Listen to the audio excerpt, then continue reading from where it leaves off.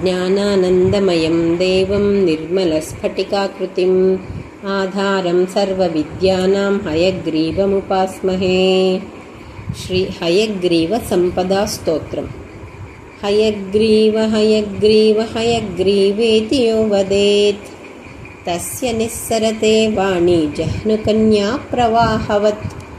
हयग्रीव हयग्रीव हयग्रीवेति वादिनं नरं मुञ्चन्ति पापानि दरिद्रमिव योषितः। हयग्रीव हयग्रीव हयग्रीवेति यो ध्वनिः विशोभते तु वैकुण्ठवाटोद्घाटनध्वनिः।